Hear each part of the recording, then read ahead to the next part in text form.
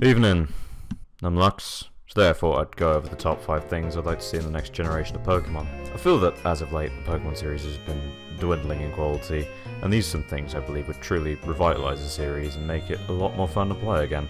Also, let it be noted that I haven't played Ultra Sun or Moon, nor Let's Go Pikachu or Eevee, so apologise if I come up with any quote-unquote new ideas that have already been tried before. Without further ado though, let's get started. Number 5. Walk in with Pokemon. Okay, so this really isn't much of a gameplay change as much as it's a neat aesthetic change. The feature was first introduced in Pokemon Heart Gold and Soul Silver, which I and many others regard as possibly some of the best entries in the franchise, though you could also walk with Pokemon in a similar way in Amity Square. No, not that one. In Diamond, Pearl and Platinum. And made a return in Let's Go Pikachu and Eevee, though from what I understand, the game allowed you to use Kanto Pokemon along with the Meltan line and the odd Alolan form sprinkled here and there.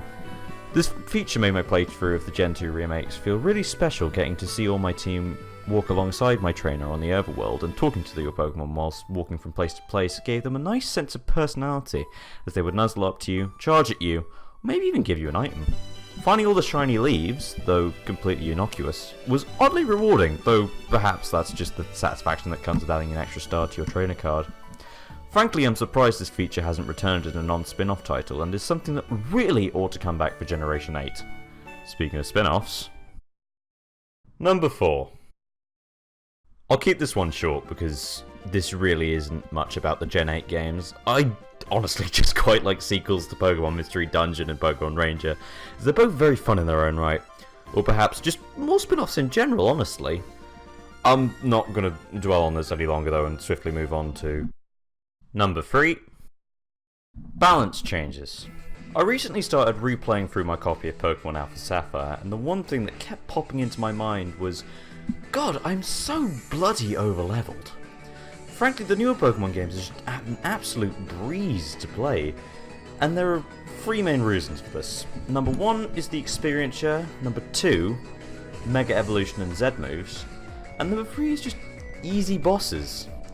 The experience share is probably the biggest reason for the new Pokemon games being easy, as it makes you overlevel without even needing to grind. You can skip loads of battles through Gen 6 and 7 and still somehow end up the same level or higher as the Elite Four and Champion. Yes, grinding can be a pain, but the experience share makes you overleveled, which in turn makes tough battles feel about as monotonous as grinding itself. Generation 4 and 5 had much better methods of helping you not fall behind, with the Versus Seeker in Diamond and Pearl and Audino in Black and White. These methods also didn't allow you to accidentally end up overleveled, and you had to really abuse them if you wanted to give yourself a super easy time. But this was often too time consuming for some. I think it would be better for the experience share to return to the way it was prior to X and Y. Now, Sun and Moon fixed the Mega Evolution problem, but instead it replaced it with Z moves, which still allowed you to obliterate your opponents, albeit they were a lot more limited than Mega Evolution was. I think it would be better if both of these features were not only locked behind the late or post game, but you also had to go for a grueling challenge in order to get these abilities, something like the White Tree Hollow or Black Tower from Black and White 2. Perhaps the bosses could have access to Mega Evolution and Z moves before the player? On the topic of bosses, make them hard again. X and Y had rubbish gym leader teams, and the Island Trials are an absolute joke. Credit where credit is due though, Losermeme was quite tough. There are many ways Gen 8 could fix the balance issues. Maybe they could even bring back the easy and challenge keys from Black and White 2. I would just like a challenging Pokemon adventure again. Number 2. An interesting post-game. The post-games in Pokemon have been quite, hit or miss. Sometimes they're amazing, like in Gold and Silver and Crystal, as well as in Omega Ruby and Alpha Sapphire. Occasionally they were non-existent, like in Red Blue and Ruby and Sapphire and Emerald. And sometimes they were just... looker. I don't think we'll get to explore a second region again, it's not something I particularly want either. What I'd like is, I don't know, something similar to the Delta episode, which is hinted at throughout the main story and is equally as involving. Given how we don't know anything about this generation at all yet, it's quite hard to think of what the post-game should be like. I'm hopeful we will at least get something interesting now. Now we move on to my most wanted thing for Generation 8. Number 1. A reason to use the new Pokemon. Game Freak loves throwing old faces and features at us, and this is a trend that really started with Pokemon Black 2 and White 2, and, well, being able to use our old favourites is nice and all. I think what we really want is a new experience after going back to Kanto for the 16th flipping time. In Pokemon Ruby, Sapphire and Emerald, along with Diamond and Pearl and Platinum, the starting areas were limited to Pokemon from the region and often contained really cool Pokemon from that region like Shinx and Routes. This helped ease the player into the region and get them familiar with the Pokemon. These generations also added a healthy amount of new Pokemon as opposed to the measly 71 new Pokemon in Gen 6 and 87 new in Gen 7. Black and White also flat out forced you to use the new Pokemon introduced.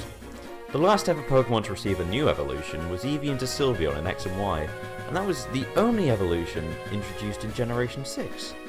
I have no idea why they haven't added any more new evolutions to older Pokemon, as it was probably the coolest feature of Generation 2 and 4. On top of this, there are plenty of Pokemon that deserve one, like these!